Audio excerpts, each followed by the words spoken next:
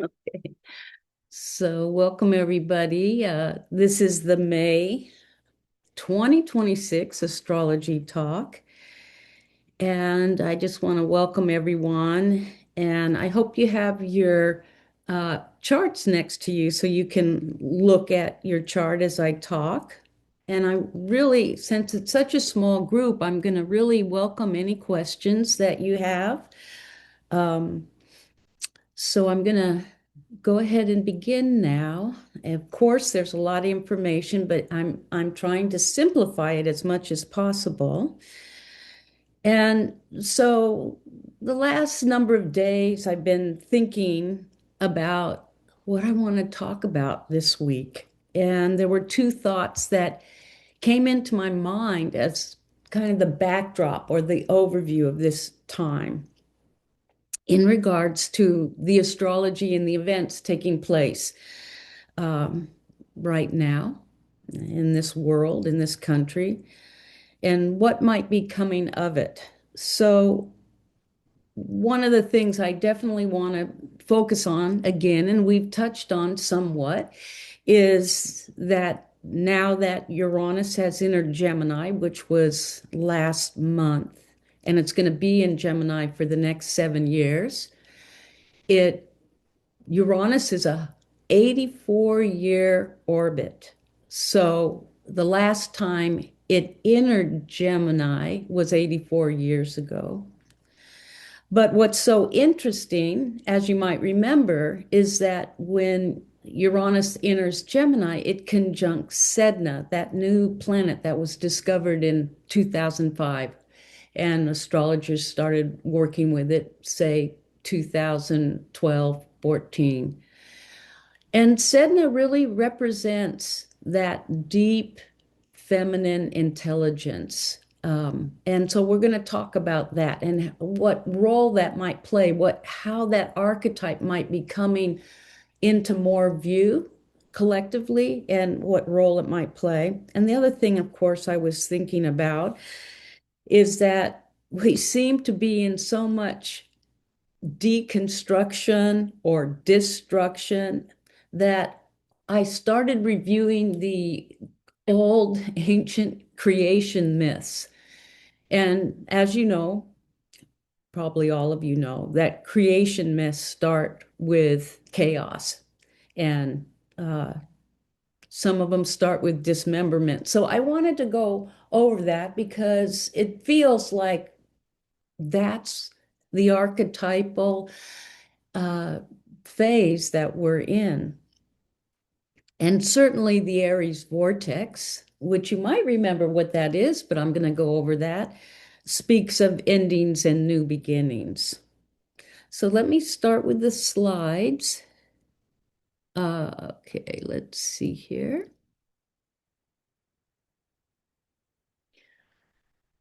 Okay, so here's we're on this threshold, crossing a threshold, not yet in the new, and the old is ending. But today I want to touch on these pieces. Um, I want to touch on the larger view uh, of what we're in. Talk about the Aries vortex. I want to talk a little bit about the creation myths and how we seem to be in that archetypal phase.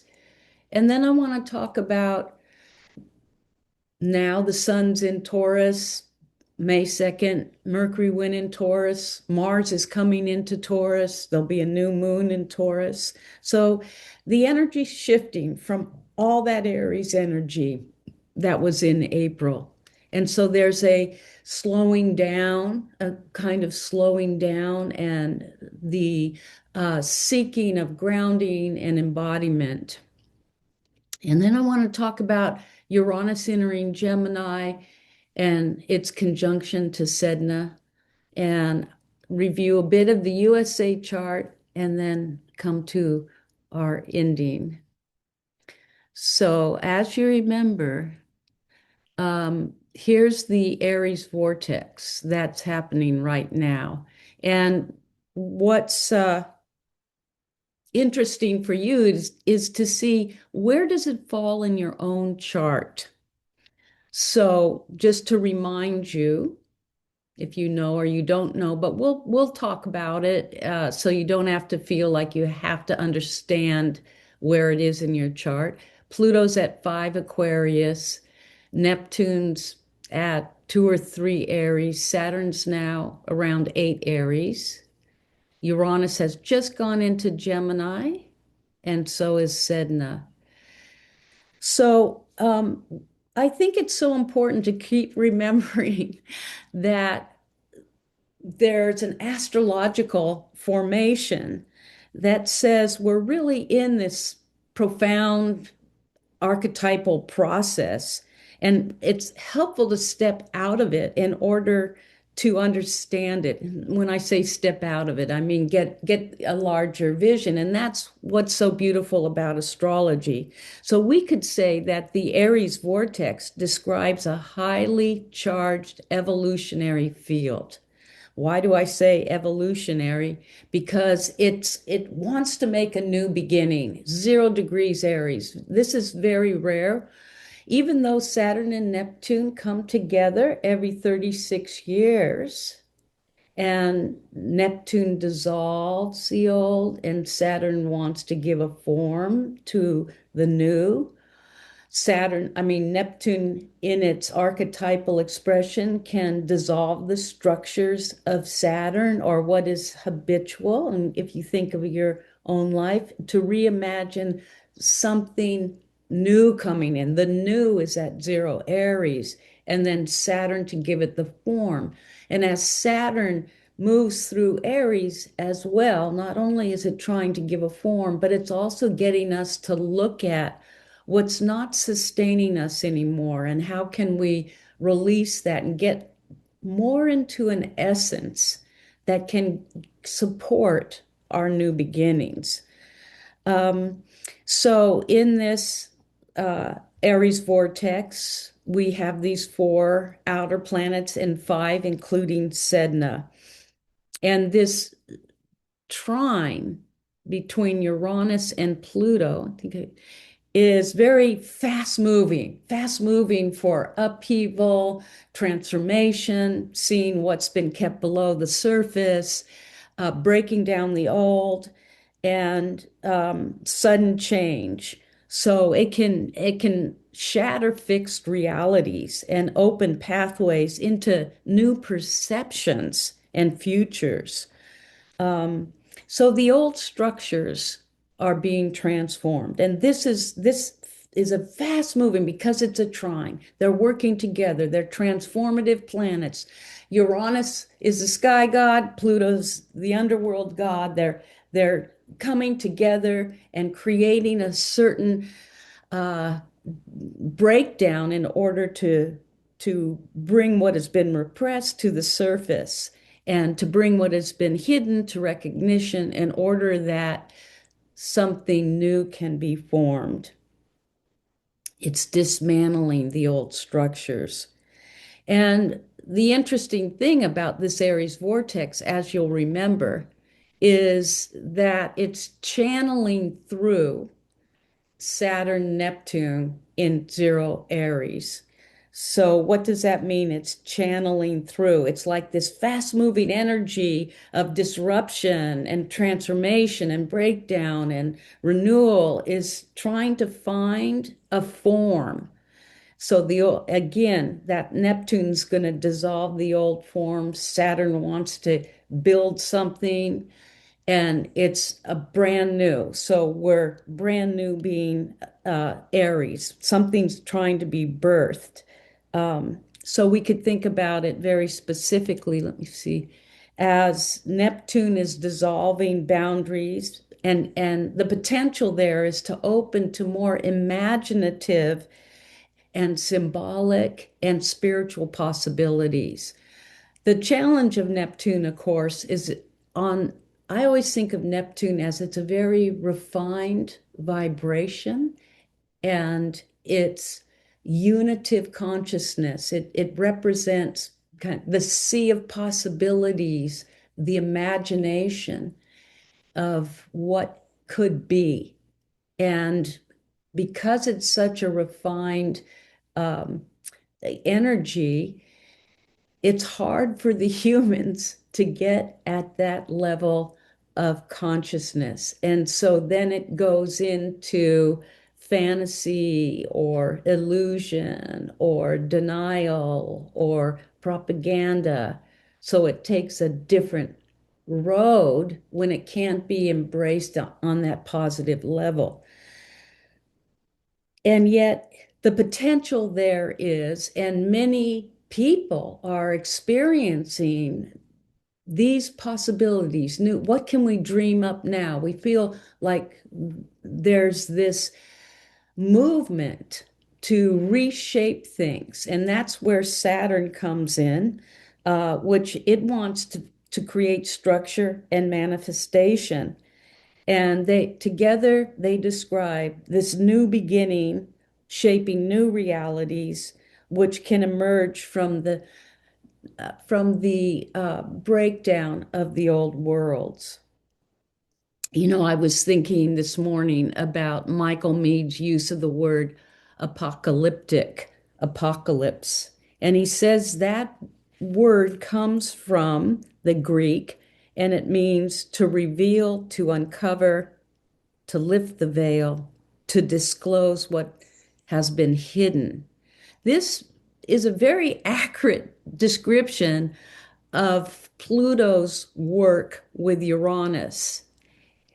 And, you know, for astrologers, it's so amazing that this formation is taking place because that Saturn Neptune conjunction, you'll remember it happens every 36 years, but it hasn't happened at 0 degrees Aries for a very long time. I don't even know if we know of when that did happen in the past, that 0 degrees Aries, which it conjunct at last year and the beginning of this year. But 36 years ago is when the Saturn Neptune conjunction happened, and that's when the Berlin Wall came down. And you'll remember that. And there was this dissolution of the old and a reshaping going on. And so it's amazing that this rapid acceleration of change, of turmoil, of disruption, of things coming up from the past is focused itself through the potential of this new beginning happening. That's the Neptune Saturn. And that's why I was thinking about Michael Mead and apocalyptic and apocalypse. And he would say apocalypse is not only periods of collapse, but moments when the hidden truth of a culture becomes exposed. It does feel like we're in this moment. The veil lifts what was concealed in individuals. So in my own life, I'm looking at where is that happening in my chart? And that Saturn, Neptune is falling on my Aries moon. So it's bringing up a lot of moon themes, which are past patterns of responding and reacting and emotions around that maybe very old, maybe going back to family dynamics. And I'm having an opportunity to really look at those deeper layers of myself that form my response to life. So the veil lifts, and corruption, imbalance, extremism, and breakdown become visible, but so do the deeper possibilities for renewal, creativity, soul, and transformation. So this is Michael Mead. And he describes apocalypse as both collapse and renewal. So, a central idea that he works with is that apocalyptic periods force humanity into initiation. The familiar world breaks down so the deeper wisdom can emerge. So, it does feel like that's where we are, and that's a great description of this Aries vortex. Here, what I'm showing you here is the movement of Saturn. So, uh, at the beginning of the year, Saturn re-entered Aries, and it's now in May at 9 degrees Aries. This is today's chart. And it'll go up to 14 Aries in June through August. And it will just hang out at that 14 degrees Aries. Um, and then it will retrograde back to 7 degrees, and in December it will go direct. So this is an important piece to look at in your own charts. What do you have from 7 to 14 degrees Aries? And so Saturn can slow things down and pressure us to focus on what's beneath the surface of things, what's in the unconscious, to focus on those underlying thoughts that shape our reality. And they can be very old patterns. In this way, Saturn pressures us to see what's unsupported in order that we can let go and give form to something new. And it takes discipline. Saturn's very structured, disciplined, but it takes remembering when you're working with Saturn. So I often think, okay, Saturn's in the room with me, and I'm noticing old ways of being that aren't supportive to me. It could be judgment, could be self-criticism, could be just old habits. And it's asking me to slow down and really go inward to contemplate and bring consciousness to these old patterns. I'm reminded right now of the story by Marcello Ficino, that mid-Renaissance astrologer, who says that Saturn is like the experience of Saturn is like going into the grotto, where you move into this deep space, deep shade, trees all around. And in the middle of this circle of trees is a well. And you sit by the well and you listen and you feel into it. And this is like the experience of Saturn. And in our, modern American culture, I mean, there's almost no support for that. It's good to take a retreat if you're having a Saturn transit. Um, Now, the interesting thing about this Saturn transit is that Jupiter is going to come into Leo. So there's Jupiter in Cancer. And let's see here. So what's going to happen in the end of June? So not far away, Jupiter is going to enter Leo. And this chart is for August 31st. And you can see here that Jupiter is in a fire sign just like Saturn, and they're in a trine, which means they're harmonizing, they're helping each other, they're supporting each other. So, why I'm bringing this up is because whatever we're going through with our Saturn transits now, if you're having a Saturn transit, and that Saturn transit also can help you focus on things, discipline on things, ground things, give them manifestation and form if you're working on projects. This Jupiter in Leo is going to support and balance out and show us where the growth can come. It's going to support us with more creative self-expression um, and protection. And isn't Jupiter? Okay, yeah. So this takes place. Let me see. August and September. It's going to be trining Saturn in Aries. August and September. So this is a really good time. You could think about, okay, whatever I'm working on now, I want to keep that focus. I want to stay with that. And then I can feel like, there's something expanding, something coming out of this, feeling protected, uh, enlarging my view, enlarging possibilities for me. Now, that Jupiter trine Saturn would only happen twice in a 20-year period. So it's significant that it's happening at the same time. Something's wanting to come out of this pressure to see what's working, what's not working. We can think of it in our country as well. Interesting that this is August and September after elections. So then I'm thinking, well, I want to look at the creation myths a bit. And I'm just going to take a little detour into the creation myths and talk about this ancient archetypal story of creation myths. And as you know, the myths really are archetypes of human process. And so it's good for me, it was good to look at these older myths. And I want to say that across many cultures, the creation myths start with chaos. And out of this sea of unknown, of uncertainty, of not knowing, something new is being born. So typically, creation myths start with darkness, fragmentation, collapse, or the ending of a previous world.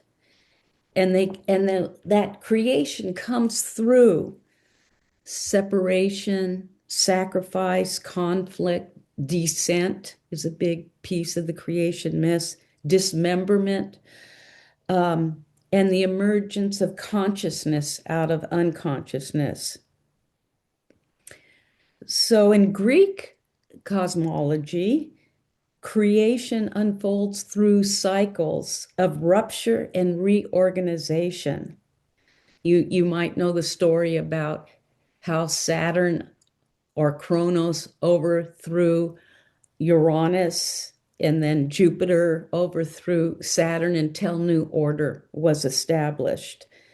And in Mesopotamia, creation emerges through dismemberment, and heaven and earth arise through catastrophe and fragmentation. These are very Neptune Saturn themes. So it is said in the Mesopotamia myths that the primordial chaos, which is very Neptunian, is transformed into structure, which is very Saturnian. As well as indigenous traditions speak of previous worlds being imbalanced, being destroyed through imbalance. And restoration comes through remembering, through reciprocity, and through listening again, listening to nature and the living cosmos. And this idea of listening deeply, listening to the living cosmos is very much an embodiment of the Sedna archetype, which we'll talk about in a bit. So even in Jungian psychology, he understood these myths as expressions of the psychic self. So the psyche creates through breakdown and descent into the unknown, an encounter with chaos before a new orientation emerges. The old one collapses. So we're in this in between time, this period that feels very destabilizing. But the myth teaches us that the chaos is the beginning of reorganization. And so we can look at periods, astrological periods, involving Uranus, involving Pluto, involving the Saturn-Neptune cycles that correlate with these kind of breakdowns in structure, destabilization, confusion, and also, though, rapid evolutionary change before the new forms emerge. So the picture is creation and destruction are intertwined. And it's interesting when you think about, like, if you think about AI and how it's changing jobs or society, that's just one picture of this rapid evolutionary change before new forms emerge. So let's see here. So I want to talk about now in more detail what we're moving through and looking at. This is May 1st. This is the full moon, the Scorpio full moon. Um, and just to bring your attention back to how Mars entered Aries in April, and it conjunct that Neptune and Saturn. It activated um, the Aries vortex. So Mars, when Mars comes into a formation, it will bring friction, action, urgency, emergence, conflict, courage, and it's force and energy. Uh, and it brings that energy into this formation, which is all about breaking through old conditions so something new can emerge. I have a favorite Vedic astrologer, and his name is Bipin Bihara.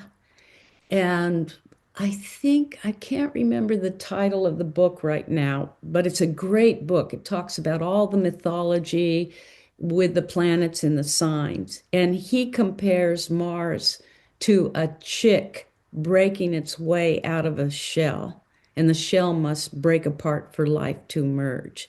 So I always think about that with Mars and the intensity of Mars.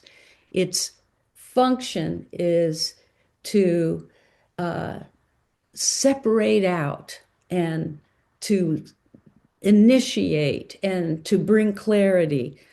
So Mars is in Aries through May 18th. Let's see. Here's it. But we're already, so this is today's chart. We're already feeling this Taurus energy, which I'll talk about a little bit more in a minute. But just feeling that Mars and Aries, and we're really feeling that that war started in with Iran, and we're really feeling that warrior kind of energy. And we've talked about before how a lot of Trump's himself and his administration have pretty really strong Mars. So Mars and Aries through the 18th will amplify its qualities of assertion, competition, conflict, and impulsive action, along with courage, along with initiative. But without consciousness, or with a certain level of consciousness, this energy becomes reactive and combative. But as we align that Mars energy with deeper awareness, we feel that impulse coming up.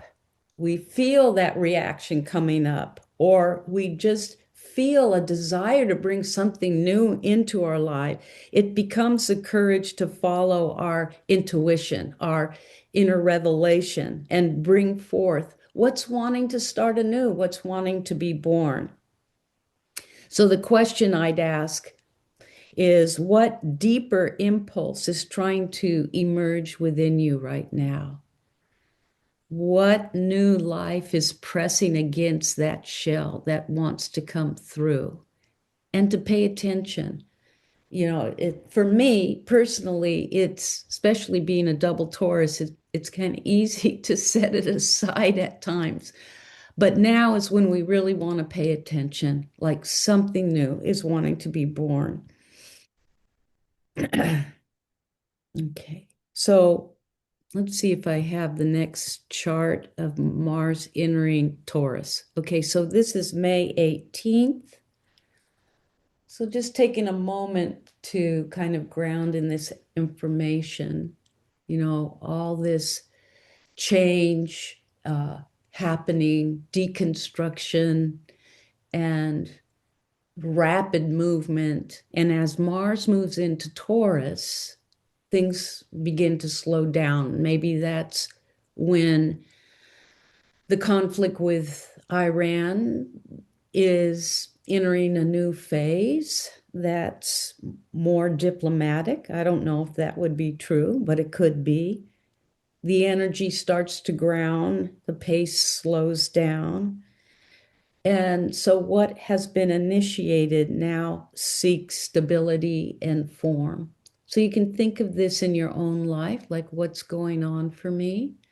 Let's see, today is the 8th. So in 10 days, Mars goes into Taurus. The sun's already in Taurus. Um, and so what wants to find that stability now? Something, what got sparked in last month and the month before, and what wants to find more embodiment at this time. So since April 19th, the sun entered Taurus, and then Mercury entered Taurus on May 2nd. Uh, Again, these themes of slowing down, simplifying, reconnecting with ourselves, with our bodies, with what is arising within us, to be present to what's around us, um, to bring what's been started into some kind of grounding, and to cultivate patience as well. Here's the new moon in May. You can see the moon and sun at 25 Taurus. So here, this is an excellent time to really set your intention. Okay, this is what I want to manifest. And it can be an outer project, it could be an inner insight, something you're working with within you. This is a new moon that can be very grounding as well. Um, but, there's that Aries vortex. So, we can feel that we're living kind of in this in between space. And how do we deal with uncertainty? Sometimes it feels hard to ground or hard. You can feel like, I don't know, for me, I experience it like floating.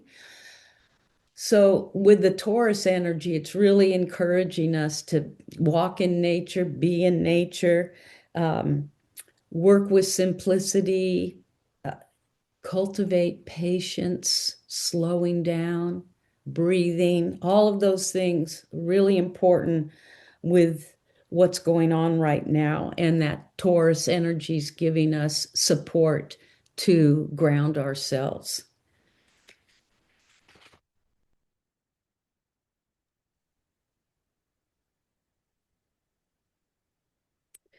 I mean, I'm sure many of you know because we, many of us live with nature, but how important it is to go out in nature because the aliveness and creativity of the cosmos communes with us through nature. And this is very Taurian. Uh, and it can be both directly you feel it and you experience, and indirectly just by being there, and then maybe dreams or insights coming through.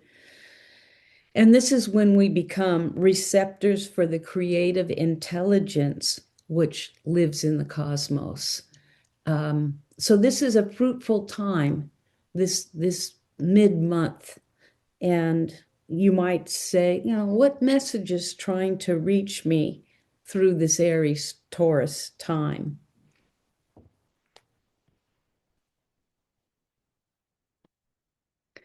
So I wanted to bring this up for you, and then I'll take some questions. There's this little thing in my, I don't know if you see that or not, but so this astrology for May, this mid-May, so we're getting close to mid-May.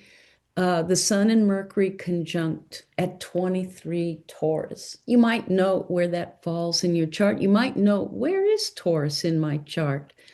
And depending on what house it's in, it's giving me information about what area to ground, to um, really focus on right now.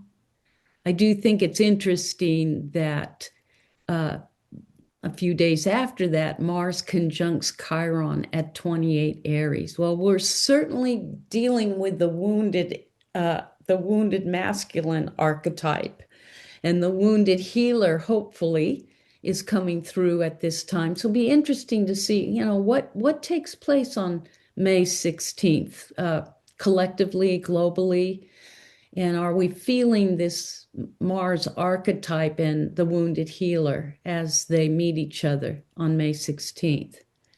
As well as that's the chart of the new moon, the 25th, the 16th at 25 Taurus. Great time to set intentions for what you want to bring into your life, for what you want to manifest.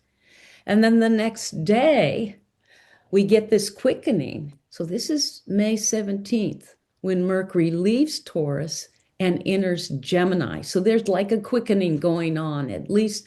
If you're working with ideas or writing or connecting or networking or wanting to get insights about something, this is quite a rich time for that. And for me, it would always entail walking as well, where those ideas can come in. Mercury in Gemini is quick moving. And then that day, as it goes into Gemini, it'll conjunct Uranus. This May 17th, a great day for insights and for having a new perspective on things. And then the following day, Mars leaves Aries and enters Taurus, and Venus enters Cancer. So it's an interesting time period where there's some of that quickening going on, but also there's those yin signs of Taurus and Cancer asking us to slow down, to be grounded, to nurture ourselves. That's the Taurus Cancer influence. This is mid-month. And then on the 20th, the sun enters Gemini and it starts to aspect the Aries vortex. That's from May 22nd to the 25th. So that's a period that's lit up when the sun aspects the planets in the Aries vortex. Maybe something breaks through, something changes. And again, I would look at where's one Gemini in your chart? Where's that Gemini as it comes into Gemini? And that's when it's going to conjunct Uranus. So I don't know if I have a picture of that, but let's see what I have next. I think I have, Uranus into Gemini. But I do want to say that just personally, to look at where you have one Gemini and where Uranus is transiting gives you a lot of insights. For example, in my chart, Uranus is on my Venus in my first or second house, depending on the house system you use. Uranus on Venus, something wants to change in terms of relatedness for me, in terms of what I value, in terms of how I bring in beauty. I think of it as like I want to shift my day, how I use my time so I can paint more. I want to step into that more and more because I put it aside. And so I'm looking at that. I'm watching that. I'm also just watching how my relationship with others or my professional relationship is changing, what new wants to come in. I'm paying attention to synchronicities, unexpected events. And then what's interesting is at the end of the month, Venus squares Saturn, which is a very different energy. That's like keep it grounded. So everything, there's like this quickening happening, but the importance of grounding and nourishment at the same time and slowing down. So the question I would ask you is, where is that Aries, Taurus, Gemini in your chart? You might find it in one quadrant of your chart. And where is Aquarius in your chart? Because the beginning degrees of those signs are being very activated. So I'd ask you, like, what insights have you had lately? Uh, are there things that are being clarified for you? And I would really pay attention. And I'm saying that to myself as well. I'm paying attention to what's coming up. Um, where do you feel you must follow a new course or a new direction?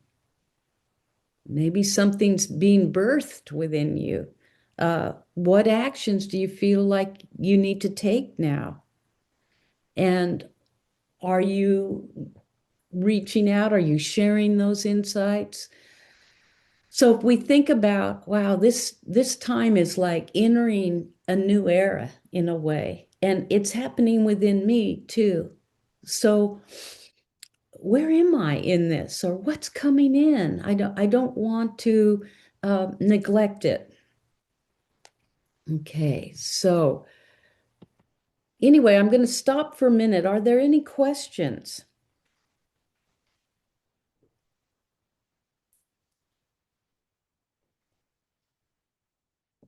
Is there anything you'd like me to go over again or something you don't quite understand?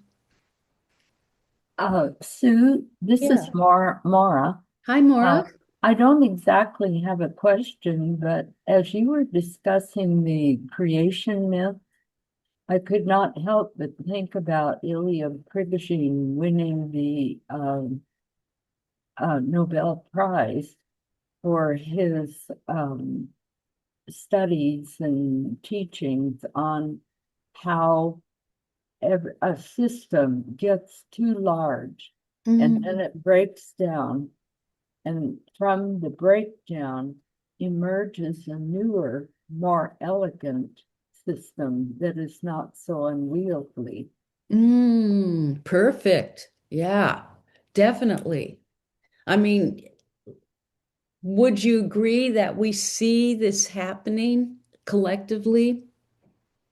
Well, I agree that there's a lot of breakdown, and I certainly hope that this, Whoop, I lost you there, Maura. Uh-oh. Well, that's a wonderful point because I think part of the role of Trump and his administration is to show us what's been taken for granted or what's new elegant structure is happening. up. You're coming in and going out there more, unless that's me. I don't know. I just got my connections unstable. Well, Okay. it's kind of an unstable time. Yeah, it is an unstable time. All I said was I hope the new structure is coming in so that I can see it in my own light. Yeah, well, I think there's a lot going on right now underneath, and I'm so glad you brought that up. Do you know what year that was? It was the Nobel Prize or Well, Nobel? I think within the last decade or maybe Hmm. 10, 15 years, it seems to me. Yeah. Yeah, because as I was saying, I think the role that Trump's played is that he and his administration is he's really showed what was taken for granted and the weaker points in the system and where the system's not working. And then this deconstruction started to take place, and that's creating a counteraction. And I think there's very many creatives and social creatives that are working with uh, how do we recreate the system so they can work. But, there's a battle going on between those who have power and those who are creative, and it's an interesting to look at, especially in the USA chart with that Pluto return happening, which says we're trying to come to terms with how we've seen wealth as power and the wealthy are powerful, and to grow, to evolve into a new kind of leadership. And I'm talking specifically in the USA chart of the Pluto next to the South Node and then the North Node in the eighth house, which I'll show you a picture of. Is there anybody else who wants to comment before I go on? Suzanne, Yeah. I'd like to just say something about the collective, and I Is this mean, Sandra? this is Sandra. Hi, Sorry, Sandra. let me do it. Um, one one positive aspect that I've been seeing about all this destructuring is that the powers are already spreading across the planet. There's reorganization going on. This I love because it means that instead of just one US being the top, then now it's sort of spreading out. So I think through that, the giant me that we are in this country, has an opportunity and is in the process of becoming a we. So Uh-huh. that Yeah. makes me happy. Yeah. So that's Interesting. my comment. Yeah. Yeah, Thank you, Sandra. sure. Does anybody else want to comment? Okay. I'll go on here. Um, Uranus is now fully in Gemini. And as I said, it takes 84 years to go around through all the signs. So it would have entered Gemini about 84 years ago. And when Uranus is in Gemini, um, it begins a 7 year period of transformation of perception, communication, consciousness, and collective intelligence. So, it's interesting what's happening now in terms of AI coming in terms of looking at what we're creating. Uh, and it will accelerate information, technology, communication networks, education, and new ways of thinking. Uranus feels very comfortable, very resonant with the sign Gemini. And, it's another high vibration. So we may be feeling this, ooh, like electricity, this hum.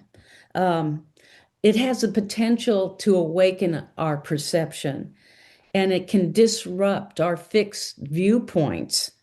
And so we may experience during this 7 year period breakthroughs in consciousness, but there could be battles over competing realities. What really is this reality? I find Uranus and Gemini interesting when I think of the telepathy tapes and what that's trying to bring through, trying to open up the dimensions of how we perceive life and what it means to be a human. So the twins, as you know, are the symbol for Gemini. And we could look at this as, and it is said to be, the sign of humans, the humans that live in two realities, both the spiritual and imaginal and the physical. And so, how do they come together? Now, in astrology, they say this is a Mercury sign. It's the thinker, it's the connector, it's how we network, it's what we write about, it's language, it's cognition. But in esoteric astrology, which I look at as kind of the next level of consciousness, Gemini is ruled by Venus. And so, to me, what that says is at this higher level, it's about harmonizing the polarities, bringing them together, seeing them in a new way. And so with Uranus entering Gemini for the next 7 years, we could think, oh, this is definitely a new era in terms of how we perceive and how we think about things and the creative intelligence that will support this new system. Because because this transit of Uranus and Gemini can radically reshape how humanity thinks and communicates and perceives itself. So, when you look at your own chart, when you look at, okay, Uranus is moving into Gemini, it asks you to lean into new possibilities. Um, and it can feel like you're disengaged from a secure point of view. And it can feel like suddenly I'm separated from what I knew, what I relied on. But then it asks you to lean into new possibilities. And I think of Uranus as an archetype, also as that way of suddenly seeing a broader view of things, like life suddenly kind of opens up to a broader view of things. Um, so, as Uranus is in Gemini, it again, as you know, as we talked about in the beginning, it trines Pluto. So it again, I'm just re-echoing this theme of how Pluto is bringing up what's been in the collective shadow or what's been below, what's been hidden beneath the surface. And together they create this rapid acceleration of breakdown and awakening in order for the new realities to emerge. Now, during May, Pluto station retrogrades at 5 Aquarius. And so that's happening right now. So you might, do you have anything around 5 Aquarius? You could look at, and like that. For me, I have Pluto right at the top of my chart in at my midheaven. So it's putting a pressure on transforming what I do, how I do it out in the world. And it's requiring taking time to really feel what's trying to emerge from below. Um, when we think about it as a collective, as being in the collective, then there's this profound revisioning taking place in Aquarius in terms of community, a revisioning about power and community, revisioning around social systems. So again, like what Maura was talking about, revisioning around governance, around collective values. So definitely something is ending and something new is trying to be born. So this is the reoccurring theme we're in. Now, what I thought a lot about this, and I've thought a lot about Sedna. And as you remember, that when a new planet is discovered in astrology, we believe that archetype is ready to come into the collective humanity's consciousness. And so Sedna, this planet that's way, way out in the Oort cloud, way far distant from our sun, but in our solar system takes 11,000 years to go around the sun. And it's closest to us right now. And that's why it's been discovered. Um, in so what astrologers will do is that they will look at, okay, this astronomer, not astrologer, named the planet Sedna. And the astronomers named the planet Sedna because it lived out in the very cold, cold area of our solar system. So they looked for a goddess who lived in the cold, and they chose the Alaskan Inuit goddess Sedna. Um, and then they listen, then astrologers will listen to the story. What is the myth of Sedna? Now, it's pretty miraculous that we astrologers see the growth of consciousness in this way.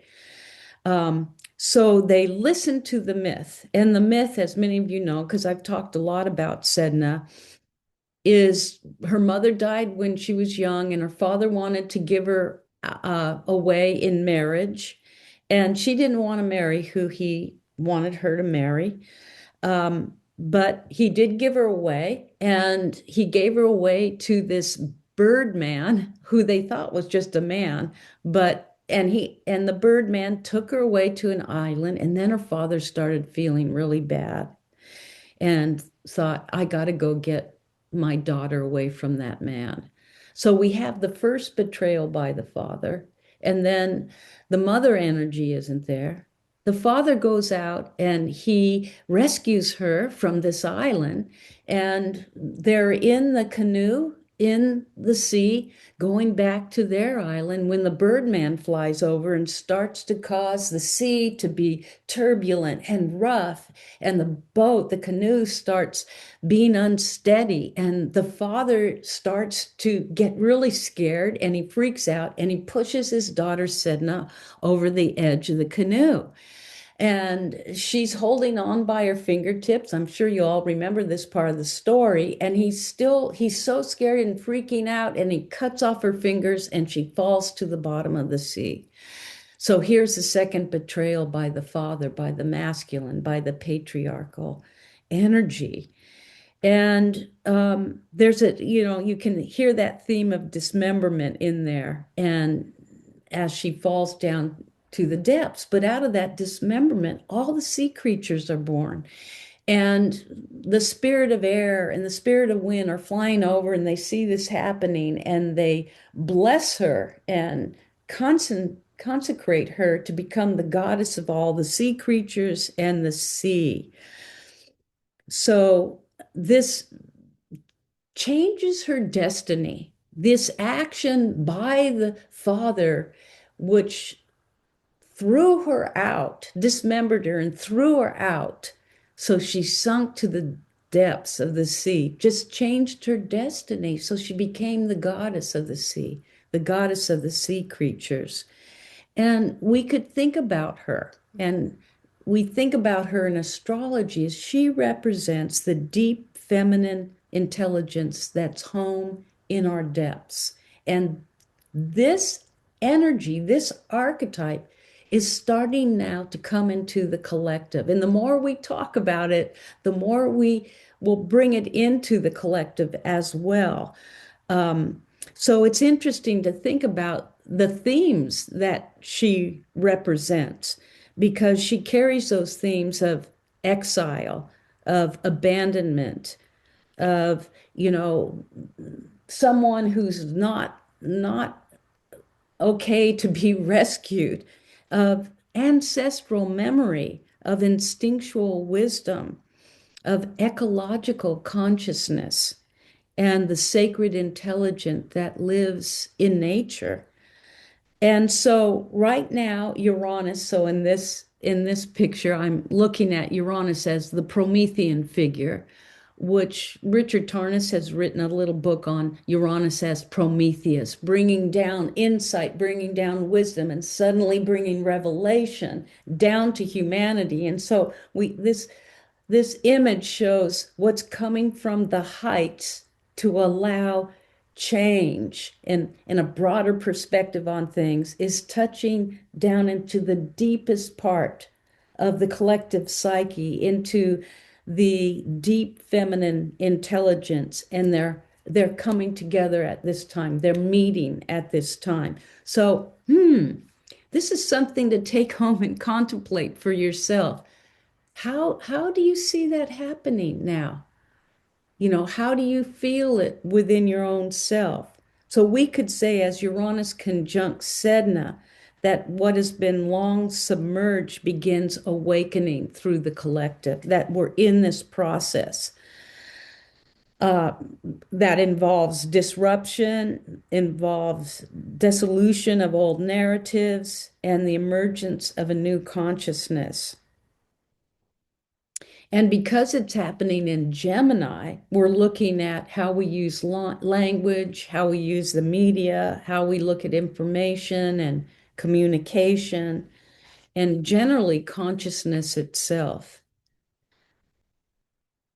So we might see it presenting itself over the next period of time as radically new conversations about consciousness. It makes me think of Michael Pollan, who just wrote a book on consciousness. Maybe some of you remember the title of it, and you can put it in the chat. I don't remember the title. Um, it could be indigenous wisdom re-entering the collective awareness. Sedna is the first planet named after indigenous people, not Greek or Roman. It has a possibility to really bring new understandings of intuition and the psychic perception. It can represent more awakening around the oceans, around ecology in general. It can bring about new forms of communication. So we see the gift. What might the shadow be? It could be informational overwhelm. So these are the things we want to watch for. It could be fragmentation, feeling it's hard to focus our energies, nervous system overstimulation. These are Gemini things that are happening with this Uranus entering Gemini. So let me see what else I have for you here. Here's Sedna.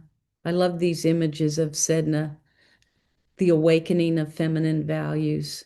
Um, she falls to the bottom of the sea. I mean, I really love that imagery around her, is that she's the farthest out in our solar system, which to me is like we're stretching our consciousness now.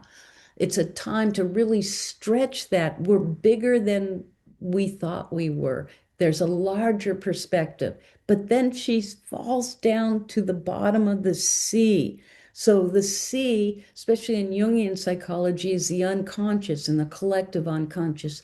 That's where she's living. That's where she's creating. And there's this connection between the depths and the farthest reaches. And I love that imagery and how that's getting activated by the Uranus transit. It's amazing that Uranus, as it enters Gemini, is conjunct Sedna, being that it takes Sedna 11,000 years to go through the zodiac. There's something very sacred about this conjunction, some kind of initiation. Now, I don't know how long it would take to unfold, but certainly from an astrological point of view, the archetypal energy there is there now. There's something that's awakening through this destruction, deconstruction, and dismemberment that's going on. So this is May 22nd when the sun conjuncts Uranus and Sedna. And there you see the conjunction right there, 1 degree. You know, and being that you're people who are interested in astrology and interested um, in mythology and archetypes, to take this into contemplation for yourself, to is like activating your inner Uranus, activating that inner Uranus for you to see what kind of revelation insights get downloaded as you think about this and how you might feel it in your own life. Maybe there's something you want to write about, that Gemini, or express. Maybe more people will be expressing this as well. Now, I see there's something in the chat, so somebody probably wrote in the name of A World Appears by Michael Pollan. Kathy, is that the name of the book? A World Appears? That's Yeah, interesting. that's the name of the book, most recent book by Michael Pollan, and it's on consciousness. Yeah, it's on consciousness. Have you taken a look at it? I just got it from the library. Uh-huh. Have you It just start came out. Have you started reading it at all? Is there anything I opened, no, I just opened it last night and it was too much for me. I had to go to sleep. Yeah. Isn't that the story of us? It was too much that time of night. I couldn't get into it. I know you got to do it in the morning, right? Yeah, no, it takes Yeah. focus. And this Uranus and Gemini, it's not so easy to focus these days. Thank God I have Mercury in Capricorn. Yeah. Well, that's the thing, if we find ourselves being distracted, we want to go, wait, stop, Yeah, stop. he was interviewed on CBC radio about a month ago. A very interesting interview with him about his book and his views. It's worth it, I think. Yeah. Oh, I'll Now, have to see. It was a did- podcast.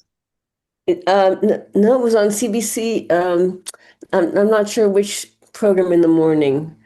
is Oh, there anything that Radio. you want to say that he contributed, that he said in that interview? It's kind of I don't really remember, but he's awfully good at bringing these things that are in the air that we're all talking about into a very intelligent way of saying it. And I can't say that, but uh, he's good at it, I'd say. Yeah.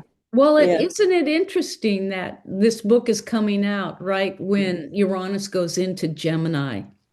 And there's this story. I've heard him interviewed a couple times, and there's a story where you all might remember this, where he goes on a retreat.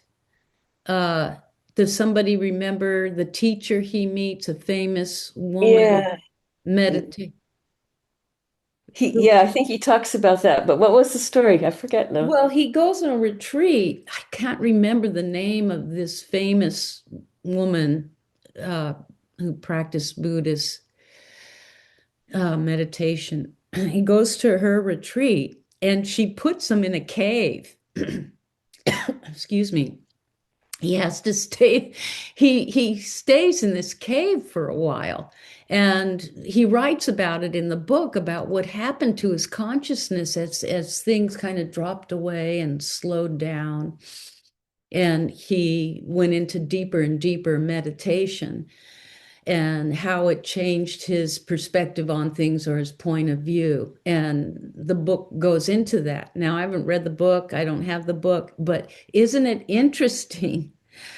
Now, astrologers would really notice this, that Michael Pollan's book comes out on consciousness as Uranus goes into Gemini in this Aries vortex and it conjuncts Sedna. And I think if we think about meditation, and dropping deeper and deeper in the ground of being, I think of that as very much the feminine intelligence as well, and could be, what is represented with Sedna. I Okay. just like to comment about Michael Pollan having his finger on the pulse. While there Yes. was all this Piscean activity going on, although it wasn't Uranus in Pisces, there was a lot of Piscean energy. And Yeah. that's when he wrote the book about psychedelics, which Interesting. was his last book in 2018, I think. 2018. Yeah, both Saturn, well, I think Saturn, maybe Saturn wasn't, but Neptune definitely was in Pisces. Yeah, interesting. And Okay. Uranus had just entered Taurus. Well, we'll have to look at his chart. That would be very interesting. He's playing an important role in Yeah. our Yes, culture, in our yes. culture. Mhm. Could I Uh, ask a question? sure. So, um, and I'm not, it's a little hard for me to follow. I'm looking at my chart and the chart you have, and I'm pretty new at all this, so I'm having a little trouble. But I was just found that Sedna was in my, along with Aries in my chart, and I wondered, it seems like it's kind of a strange place, Hmm. and Okay, I'm I curious can. what you might say. Yeah, I'll speak of that. Now, who's speaking? Oh, it's Jane here. Oh, hi, Jane. Hey. Um, well, Sedna takes forever to move through a sign. So everybody that's alive has Sedna in Aries. Oh, okay. Yeah. Oh, And what I would look at more than it's in Aries, I would look at, is it conjunct a planet in your chart? Where does it yeah. fall? Hmm? Well, it's sitting with Sun, Moon, and Mercury in the 10th house. I can say that. So interesting. So Yeah. I would look, I would then think of sun, moon. You're born at the new moon in Aries. Well, it's I guess so. Zero, it looks like. Your sun is at what degree? Can you Oh, see? Sun looks like 23. And moon is, Is that zero? Looks like. okay, so you were born at the balsamic, we would say the balsamic moon, the old waning crescent. You're here, astrologers would say during that phase, you're here to distill wisdom and to leave a legacy of wisdom, or your job is to, again, to distill wisdom from your experience. Mhm. And so Sedna is at what degree in your chart? Is it around 22 or so? 20. 20. So it's pretty close to your sun. Yeah. So I would ask, I mean, being a double Aries, there's a lot of courage and movement and physicality and being independent and being courageous, trying new things. But there's also the deep feminine intelligence there. Yeah. And I would reflect on how you are experiencing that in your life. Hmm. Yeah, that makes sense. It Is there exceeds, yeah. Is there I- something you'd like to share that might enlighten us around that? Well, it just seems that there's more, I'm getting pretty old now, but more courage about, yes, the feminine is important to speak to Hmm. and not stay more hidden about the wisdom of the feminine, I would say. Great. Yeah. And you Something like and that. you feel that in your life? Yeah, yeah, Yeah. Good. yeah. Good. So you're bringing up a good point. So everybody who's in, I believe, unless I don't know if Janine's still here. I don't, she's a bit younger, but most of us have Sedna in Aries. So I don't know, Janine, if you're with us, if you have Sedna in Taurus or if it's in Aries. I'm looking right now. Where's my Sedna? Aries. No. I'm trying to remember the symbol. Well, see the symbol right here. You can see it on the slide. It looks like this.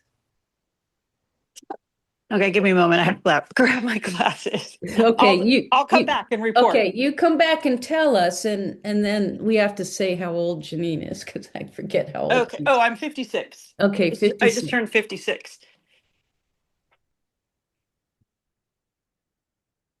Okay. So does anybody else want to comment on any thoughts or insights about this archetype that is named Sedna that's now coming to our attention?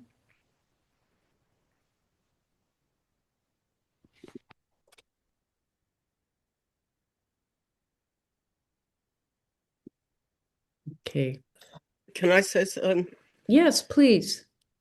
It's just interesting how our government is getting rid of women everywhere, generals, CEOs, and not hiring them. And it's interesting in juxtaposition to what we're talking about the feminine rising. I mean, that may stimulate the feminine rising, but they are really trashing women. So this is Hina, right? Yes. Yeah. Well, think of the myth, Hina. She is betrayed by the father, and her fingers are cut off. I Yeah. mean, it's like part of the myth is going on, and so this in this myth, the action of her father to betray her shifts the destiny of Sedna, where she then becomes the goddess of the seas and the sea creatures. And she is known to the Inuit people, like if the Inuits aren't paying attention to taking care of the sea and keeping things in balance, she creates storms. So if it's interesting you brought up this point because archetypally it could be playing out that this betrayal of the feminine and of the disenfranchised or those who are marginalized. That's what she represents. Uh, that is playing out. And then, as you said, this rise of the feminine voices, the rise of this new kind of attention to caring for the world, for the seas, for so it's interesting. I'm glad you brought up that point. I think it fits with the mythology. Janine, did you find the answer to your Sedna? Hi. Yeah, I had to go through some of my charts because it wasn't on some of my charts. Yeah. It is, if I'm reading the right one, zero Taurus, Yeah, okay. So you were born in what year? 1970. Okay, so 1970 it went into Taurus. Okay, good. I thought maybe you might hold the key to knowing when that shifted. Thank you, Janine. Thanks. Yeah, I'm Okay. looking at my chart and I have Sedna at 25 degrees of Aries, Mm-hmm. conjunct the asteroid Palestina. Mm-hmm. And I noticed that in transit, Eris is conjuncting Sedna also right Mm-hmm. now. Right, right. You're Sedna. Yeah. Yeah, Yeah, my Sedna. that's an interesting piece. I mean, Eris, I mean, now we're getting more esoteric with these planets, but Eris, is known for, I mean, when I think of Eris, I think of her resentment and her anger of being left out. And so she becomes passionate and she stands up for herself. So often astrologers who work with Eris see her as taking a stand, being passionate Yeah, about taking a stand for things. Yeah, it's interesting. Good yeah, comments. Good yeah, she's comment. in the family. She's in the She's in the family. Okay, we're going to go on. Up here's the sun activates. So this is the same chart. I just took away the other planets and aspects. You can really see this being activated. And even though Saturn is 8 degrees apart from Neptune, it's still considered conjunct and it's going to come back to 7 degrees Aries, be conjunct the whole year.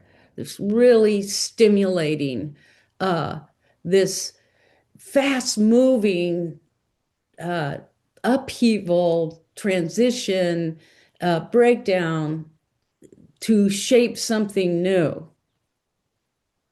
Go on. So now I'm going to just take a look at the United States chart. Any other comments or questions before I go into this chapter of our time together? I wonder about Sedna. I mean, Neptune is the ruler of Pisces. Or maybe they'll become a dual rulership or something. Um, You're because you're commenting on what sign Sedna might rule? yeah, That's a because good question. she is, the ocean. Yeah, totally. Um, so yeah, it's really interesting. Yeah. She definitely has a Piscean. I'm thinking, could it be also a little Scorpio kind of Mhm. energy? Yeah, good question. Really good question. That makes a lot of sense. Yeah, and it's interesting how those rulerships evolve because, as many of you know, as ancient as astrology is and how it evolved over time, we could see those planets up to Saturn. And so for the longest time, what was established and was their rulership. But then in the 1700s, when Uranus was discovered, that began the time where astrologers reflected on and contemplated, well, what sign would Uranus be affiliated with? And so they said Aquarius, being at what was happening, revolution and change in the social context of things. And then in the late 1800s, Neptune was discovered, and astrologers said, okay, what does Neptune represent? And one of the interesting things that was happening at the late 1800s was there were a lot of teachers coming from India and Asia and establishing schools or starting to teach, and the Theosophical Society was strong at the end. And so they connected Neptune with spiritual movements. And then in the late 1920s, 1930, Pluto was discovered. And they had to think, okay, what sign does Pluto rule? Well, one of the things they really looked at is, wow, we were creating the atom bomb, which had this power to destroy and cause transformation. And so they gave Pluto the rulership of Scorpio. So good question, good thought. I like thinking about that. Okay, so we're going to take a look at the United States chart. And I mean, there's a lot of charts to look at. And here it is. What's going on in the United States? Well, one of the things we see is transiting Pluto. So these are the transits in this outer wheel. This is literally where the planets are in the heavens right now. And this is the United States chart on the inside. So we see Pluto conjuncting the United States South Node after it passed by the Pluto return. So when a planet conjuncts the South Node, which represents where you're coming from, what's comfortable, what's habitual for you, the South Node is always opposite the North Node, and the North Node is what is needed for evolution or for soul's growth.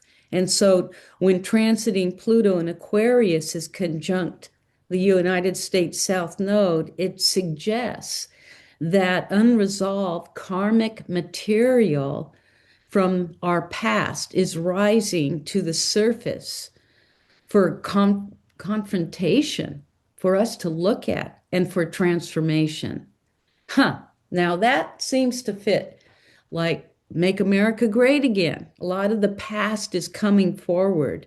So Pluto will expose what has remained buried, what has been buried. It brings out shadow dynamics, what we prefer not to see, and especially involving power, control, inequality, polarization, and unfinished psychological history of the nation itself. I mean, that for me, that seems to really fit. I mean, it's like we're going back in time and looking at these situations. It's an old way in this chart with the South Node in the second house. It's an old way of relating to wealth and the importance of wealth and values and the values that need transforming, because that's the role of Pluto. So it's exposing all this. It's exposing all this past. So that will move toward the North Node in Leo in the eighth house. So basically, there's a number of different ways to look at what does the United States need for its evolutionary growth in the eighth house. It's almost like if we just take North Node in the eighth house, and we'd say it like this, we just translate North Node, evolutionary growth, for its growth in the eighth house. It needs transformation. It needs to go through a process of feeling the old patterning and releasing and transforming. Often they say with the eighth house, you come up against challenges that force you to let go of the old in order to transform.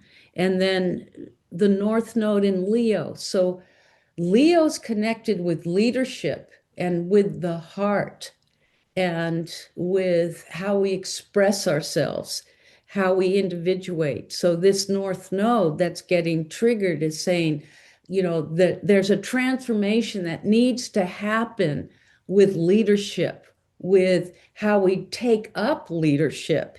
And it's being challenged. The old way of doing things is coming up in order for a new kind of leadership to come forward. That's one way we could talk about that transit, but it's very noticeable because Pluto, uh, since the Pluto return, which was the first return to Pluto since the birth of our country, and that happened about 2020, 2021, 2022, and then hitting the South Node in the house of values. What are the values that form the foundation of our country? That's where we could say, oh, there's a battle around values. What values are going to lead us forward?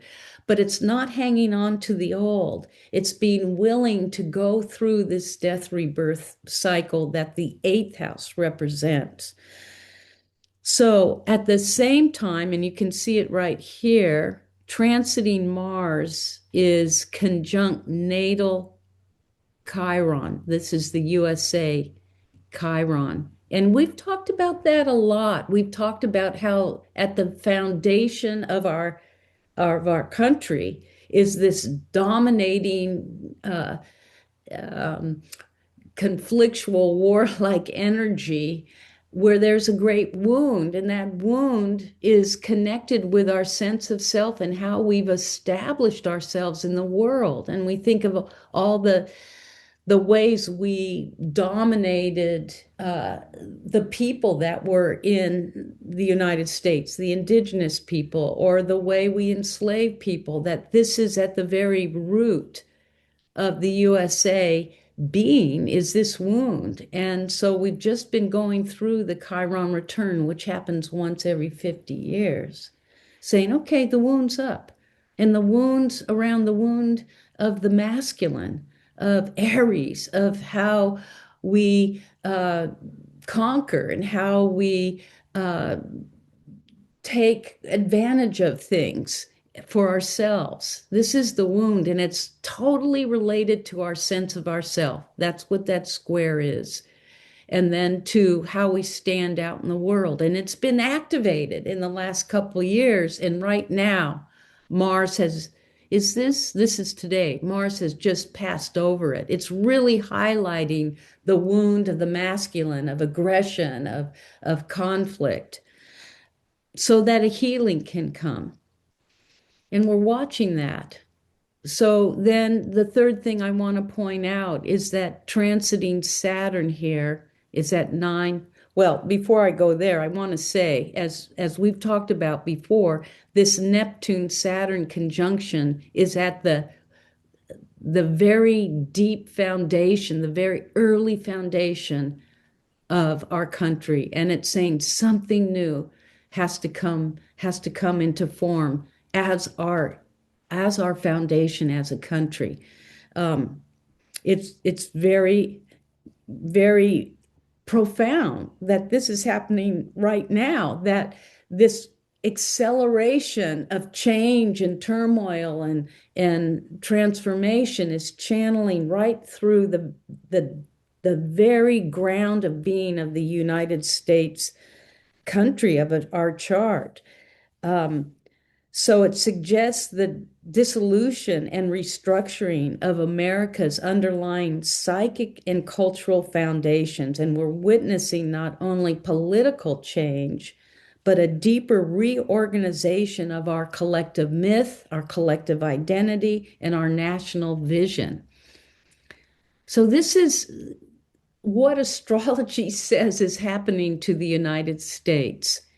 And so, as Saturn moves towards squaring the USA sun, which is right here, it suggests increasing pressure, limitation, and accountability for our country. And the sun also represents the president of the country. So that's increasing pressure, limitation, and accountability to the president, to our country, and confrontation with realities that can no longer be avoided. Now, it's not squaring the sun exactly yet, but it's coming to that square. And this is bringing forth our relationship with allies, our systems of leadership, and national identity itself are being tested. Now, the exact, where did I put that? Okay, I gotta get my book out here. The exact square. Now, what's very interesting about that square is Saturn is going to go retrograde at 14 degrees, opposite our natal Saturn and squaring our sun. So basically, what that says is that the pressure is going to increase because when Saturn goes retrograde, it literally seems like it stops in one place and hangs out there for longer than usual. So that's what we watch. If you think about, where's 14 degrees Aries in my chart? Where's 7 degrees? Those are the places that it changes direction, and that's where you get more intensification of the energy of Saturn. So you can think about the need to slow down and take time to go deeper. Whatever planet that Saturn is conjuncting or squaring during that time. Now, Saturn is going to, this is interesting, from June through all the way through September, Saturn, transiting Saturn, is going to be in that square to the sun and opposite our natal Saturn. So this is a very strong indication of limitation and of the need for accountability that's going to go on for 3 months. It's happening right after the primary election. And we can see that there's a lot that's taking place around the election and how we do elections. So we want to watch, what's going to be happening? It's demanding accountability. Okay. So we could say that the United States itself is moving through an archetypal initiation. So, what I want to see, do I have this? Yeah. This is also interesting that the progressed moon is just on the natal Chiron as well. It's just bringing forward those themes, the themes of the wounded healer at our very foundation, the wound at our very foundation. It's up to be seen. It's it's what's setting the stage for new kind of systems to come into place. Any questions?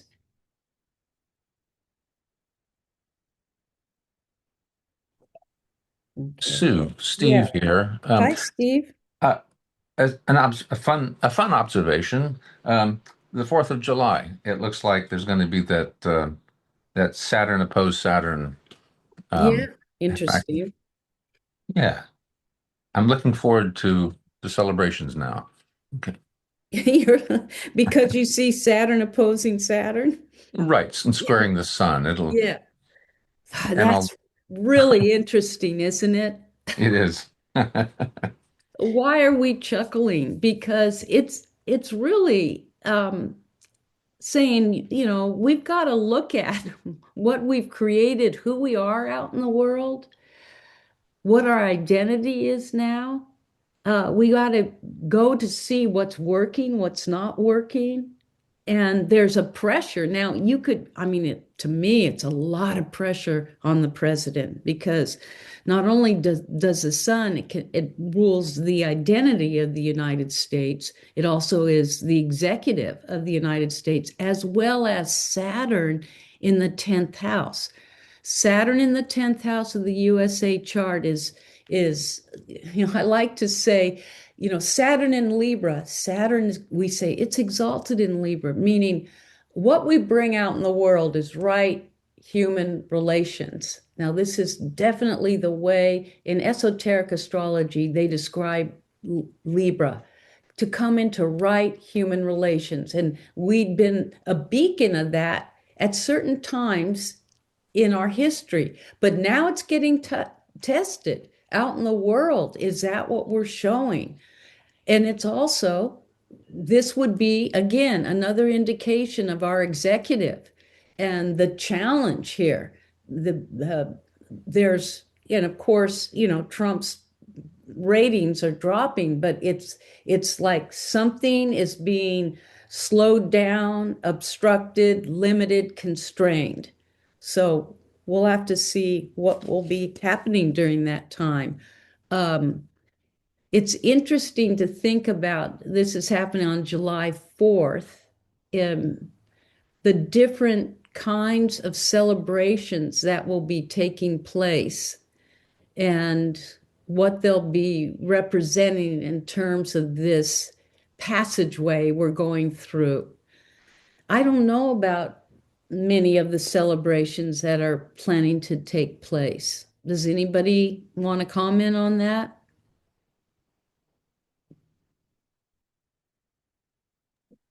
No kings. Yeah, are they planning a march or anything during that time? Do you, Well, I'm I'm sure we're going to see their presence. yeah, that's true. That'll be really interesting. So, we're coming to the end of our time. Thank you, Steve. And I just want to leave you with the thoughts, um, just to take into your own contemplations this time of Sedna conjunct Uranus, uh, and the deep feminine meets the awakener. And just to take it as you leave today, leave this talk, and thinking about what it might mean to you, how it might show up in your own life. So this is really such a threshold time for us. And as you've seen this image before, we keep holding the space. We know that it's possible. We know that it's in the planetary alignments to break through the old conditioning. And as the creation myths so speak, this chaos or dismemberment, destruction is out of this is what brings creation, brings the new. So I want to say thank you to you all for being here today. And I'm going to stop sharing and see your faces, which is nice for me. And I'm going to turn off the recording.